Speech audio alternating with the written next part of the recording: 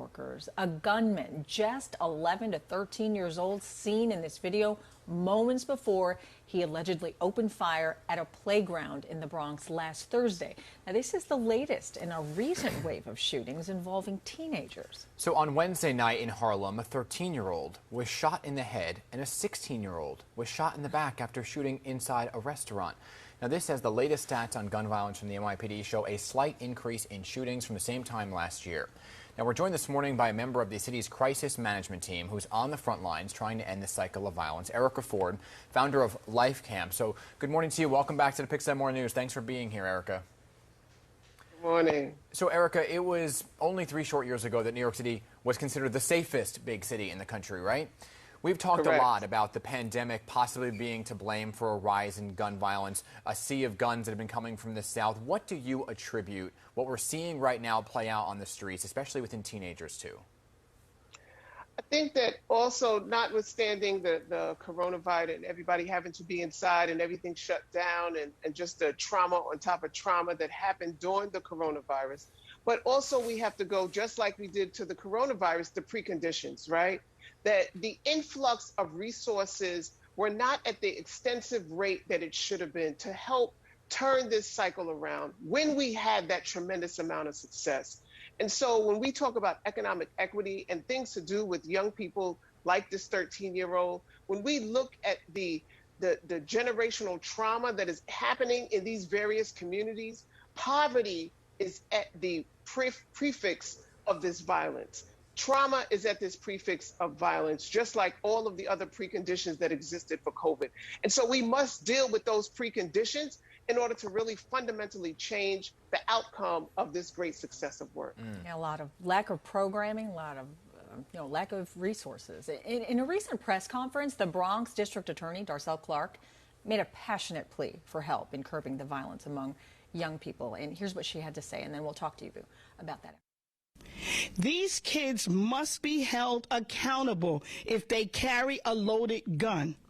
It cannot be treated like a petty, non-violent crime, because it's not. We need to re-examine the gun laws, and we need to re-examine the raise the age laws. Now, I know we can't possibly prosecute our way out of all of this. We need prevention. Prosecution should be the last resort. Please, I'm begging, we must do whatever we can to save our children, and we got to do all that we can to save our neighborhoods. Such a desperate plea. You can hear it in her voice. So do you support the idea of teens being tried as adults if they're caught carrying or using a loaded weapon? We have to stop. Go ahead. We can hear you. Okay. I think the arrest is secondary. I think that we have to stop the act, right? And so we have to, as they talked about reimagining public safety, as she talked about, we have to do everything to protect our children. That means changing how they live. They live in a community that is ravished with violence, right? With no community centers, with no programs, with no money for real quality food, with no real educational institution that is a state-of-the-art building that brings out what they need to do as young people. So if we're talking about putting those expensive dollars into incarceration, let's try putting those expensive dollars into the communities in which these incidents are happening. The equity of resource and investment is not happening.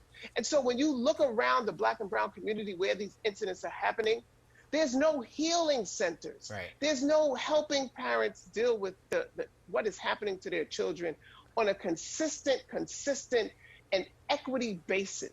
So, Erica, who is responsible for making that happen then, right? Because in response to the increase in gun violence during the pandemic, we heard that the NYPD teamed up with community leaders, religious leaders, to be those violence interrupters, prevent violence before it happens. Is it working? Is it not working? Who is responsible for what exactly you're talking about? It is working, but it's working Governor Cuomo made a state of emergency, right? When he made that state of emergency, fundamentally nothing changed, right? Because it's not really in the heart and minds of our government a state of emergency. This is not an urgent matter for Black and brown kids. And so the influx of these resources and dollars, When we had a meeting with the office, with the mayor's office and the police, the partnership happened like 4 months later, Yeah. right? And so it can't take that long. It has to happen at its equity level now, not 3 months. And let's talk about it. We need centers open. We need more people hired and at a double, triple rate. We need equity in resources. We are talking about people who don't have the same resources that you're talking about to arrest and criminalize and lock up. It costs $287 million a year on gun violence. Let's invest that in communities. Yeah. Let's look at alternates Eric, to this whole situation. Erica, I think the bottom line is we need to be more proactive and not reactive. Thank you so much, Correct. Erica Ford, for joining us this morning. We appreciate your time. Always good to see you.